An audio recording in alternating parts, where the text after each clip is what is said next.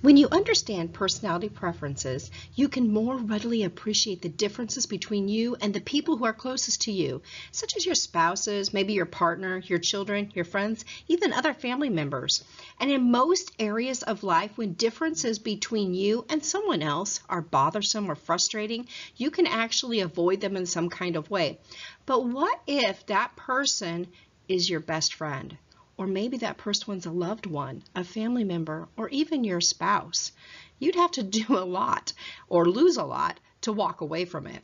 So knowledge of personality type allows us to see the differences as those, just as being different, not right or wrong, we're just all different. So instead of labeling someone or putting value judgments on their behavior, you can start to see that behavior reflects their personality type or their preference. And it's not really designed to offend you or frustrate you or make you angry. Many couples can learn to appreciate the differences and even can see them through a humorous light. The ENFJ as a partner is very helpful, enthusiastic, and supportive. They are motivated to understand their partners and to do what pleases them. They are sensitive to the emotions and reactions of their mates. They make great cheerleaders because they're going to encourage their partners to develop and explore their potential. They're engaged, they're ready to help, and they look for opportunities to support their mates in every accomplishment. Now remember, because of that feeling preference, they want harmony above all else, sometimes at the expense of their very own needs. Conflict is very upsetting to them, so they're going to avoid it.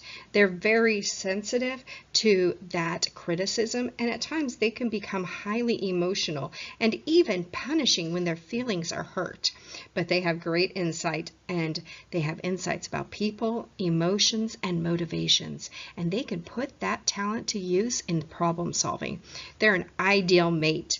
Why? Their ideal mate is one that is going to appreciate their compassion, support, and dedication to others, and they're going to make an effort to understand their feelings and their values. In relationships, they put on a lot of effort and a lot of enthusiasm.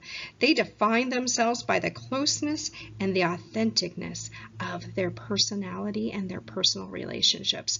Therefore, they're highly invested in their relationship. They have good people skills, and they tend to be very affectionate and considerate. They're affirming and nurturing. They excel at bringing out the best in others, and they warmly support them. But they also want that kind of support and affirmation in return. They need that. And they also are going to have a problem asking for that affirmation. Remember, if a situation calls for it, they can be sharp and critical, but after they've made their point, they'll be their natural warm selves again. At times, though, they can smother their loved ones because they're very, very valued for their warmth and their caring. Their strengths are that they have great communication skills, especially verbal ones. They're perceptive about people's thoughts and motives. They're motivational, inspirational. They bring out the best in others. They're affectionate and affirming. They're fun to be with because they love to have a great sense of humor. They're dramatic, energetic, and even optimistic. They tend to have good money skills, and they're loyal and committed. They want that lifelong relationship. They want win-win situations, and they're driven to meet other people's needs. Now, on the other side, though, they do have some weaknesses. They have a tendency to be smothering and overprotective, controlling, or manipulative even at times. Sometimes they simply don't pay enough attention to their own needs. They just expect that since they do so much for their partner, that their partner will take care of their needs as well. They tend to be critical of opinions and attitudes which do not match their own, and sometimes they're completely unaware of social appropriateness or even some protocol. They're sensitive to conflict with a tendency to sweep things under a rug as an avoidance or a tactic.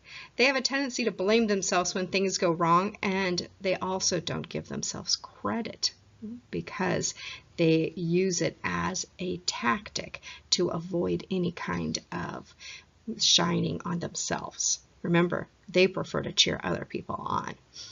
Now, they have a really well-defined value system, which at times can make them unbending and uncompromising in some ways.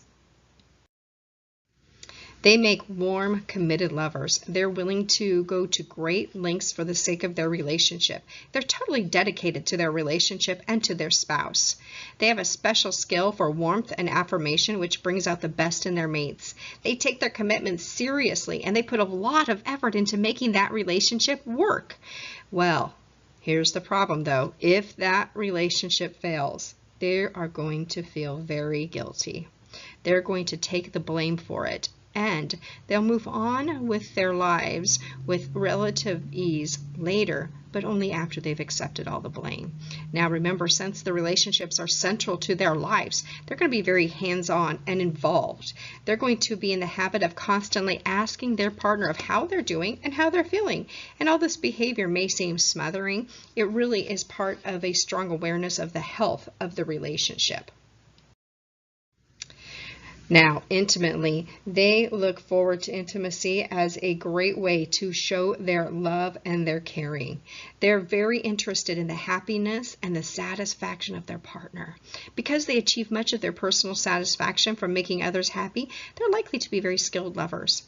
Now, like a judger, which is the J part of their preferences, they are going to follow a schedule almost like for intimacy, and it becomes almost routine at times.